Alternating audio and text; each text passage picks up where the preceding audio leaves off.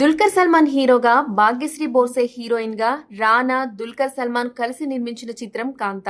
అప్పటి నుంచి సినిమా మీద అంచనాలున్నాయి. దానికి తోడు ప్రమోషనల్ కంటెంట్ చూసినప్పటి నుంచి సినిమా ఎప్పుడెప్పుడొస్తుందా అని ప్రేక్షకులందరూ ఎంతో ఆసక్తికరంగా ఎదురుచూశారు. ఇప్పటికే ఒకసారి వాయిదా పడిన ఈ సినిమాని ఎట్టకేలకు నవంబర్ 14వ తేదీన ప్రేక్షకుల ముందుకు తీసుకువచ్చారు. అయితే సినిమా మీద నమ్మకంతో 2 రోజుల ముందే తమిళంలో, ఒక రోజు ముందు తెలుగులో ప్రీమియర్స్ ప్రదర్శించారు. మరి కొత్త దర్శకుడు సెల్వరాజ్ సెల్వమణి డైరెక్ట్ చేసిన ఈ సినిమా ఎలా ఉంది, ప్రేక్షకులను ఎంతవరకు ఆకట్టుకుంది అనేది ఇప్పుడు రివ్యూలో చూద్దాం. ఇదంతా 1950-60లలో తమిళనాడులోని చెన్నైలో ఉన్న స్టూడియోలలో జరిగే కథ. అయ్యా ఒక పేరు మోసిన దర్శకుడు. అతను గతంలో తానే సినీ పరిశ్రమకు పరిచయం చేసిన హీరో టీకే మహదేవన్తో గతంలో ప్రారంభించి నిలిపివేయబడిన శాంత అనే సినిమా ప్రారంభిస్తాడు. కొన్ని కారణాల వల్ల అయ్యా మహదేవన్ ఇద్దరికీ గొడవలు అవుతాయి. అయితే ఇప్పుడు అయ్యా కుమారిని హీరోయిన్ గా రంగంలోకి దించుతారు. ఆమె ద్వారా నీ మీద పగ తీర్చుకుంటానని మహదేవన్ కు ముఖం మీదే ఛాలెంజ్ విసురుతారు. అయితే అనూహ్యంగా ముందు అయ్యా కోసం మహదేవన్ ను ఇబ్బంది పెట్టిన కుమారి తర్వాత అతనితో ప్రేమలో పడుతుంది. వారిద్దరూ ఏకమై గర్భం కూడా వస్తుంది. తర్వాత పరిస్థితుల్లో మహదేవన్ ఆమెను వివాహం చేసుకోవడానికి సిద్ధమవుతాడు. కానీ ఆమె ఒకరోజు హత్యకు గురవుతుంది. అయితే కుమారిని చంపిందెవరు, ఎందుకు ఆమెను చంపాల్సి వచ్చింది, చివరికి రంగంలోకి దిగిన పోలీస్ ఆఫీసర్ ఏం తేల్చాడు, నిజంగానే ప్రచారం జరుగుతున్నట్టుగా ఈ కథ త్యాగరాజ్ భాగవతార్ బయోపిక్కేనా అనే విషయాలు తెలియాలంటే సినిమాని బిగ్ స్క్రీన్ మీద చూడాల్సిందే. సినిమా మొదలైనప్పుడే పెద్దగా పరిచయాలు లేకుండా అసలు కథలోకి తీసుకువెళ్లిపోతాడు దర్శకుడు. ఒక సినిమా సెట్, ఆ సెట్ లో దర్శకుడికి హీరోకి పడదు. ఇప్పుడు ఆగిపోయిన సినిమా ప్రారంభించాక దర్శకుడు ఏం చెప్పకుండానే హీరో సీన్ పేపర్ చదివి తనకు నచ్చింది నచ్చినట్టు చేసుకుంటూ వెళ్తూ ఉంటాడు.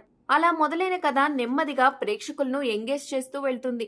తొలుత హీరోయిన్ హీరో మీద చికాకు పడుతూ ఉండడం, ఆ తర్వాత హీరోని అర్థం చేసుకుంటూ అతనికి క్లోజ్ అవుతూ వెళ్లడం ఆసక్తికరంగా మారుతుంది. వీరిద్దరి గురించి తెలిసిన దర్శకుడు ఎలా స్పందిస్తాడో అని అందరూ ఆసక్తికరంగా ఎదురు చూస్తూ ఉన్న సమయంలో ఏకంగా ఆమెను చంపేస్తూ దర్శకుడు సెకండ్ పార్ట్ కి ఇచ్చిన లీడ్ సెకండ్ పార్ట్ మీద ఆసక్తి పెంచేస్తుంది. ఫస్ట్ పార్ట్ వరకు సినిమా అంతా మహానటి ఫ్లేవర్ లో సినిమా సెట్ లో సాగుతున్నట్లు అనిపిస్తుంది. తర్వాత సెకండ్ పార్ట్ కూడా సినిమా సెట్ లోనే సాగుతుంది. కానీ మొత్తం అంతా ఒక మర్డర్ మిస్టరీ డ్రామాగా మారిపోతుంది. చనిపోయిన హీరోయిన్ చుట్టూనే సెకండ్ పార్ట్ అంతా తిరుగుతుంది. పోలీస్ ఆఫీసర్ గా ఎంట్రీ ఇచ్చిన రానా హీరోయిన్ ని ఎవరు చంపారు అని వెతికే క్రమంలో పుట్టిన డ్రామా సినిమాకి హైలైట్ గా నిలిచింది. వాస్తవానికి సినిమాగా చూస్తే ఇది లాగ్ అనిపిస్తుంది. కథ కూడా ఏముంది అనిపిస్తుంది. కానీ సినిమాని టెక్నికల్ గా ముందుకు తీసుకువెళ్లిన విధానం మాత్రం ప్రేక్షకులను మెస్పరైజ్ చేసేలా ఉంది.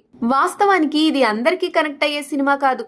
4 ఫైట్లు, 4 కామెడీ సీన్స్, 4 రొమాన్స్ సీన్స్ తో సినిమాని నింపేస్తున్న ఈ కాలంలో అలాంటి వాటి జోలికి వెళ్లకుండా ప్యూర్ డ్రామా మీద, నటీనటుల పర్ఫార్మెన్స్ మీద ఆధారపడి రాసుకున్న కథ ఇది.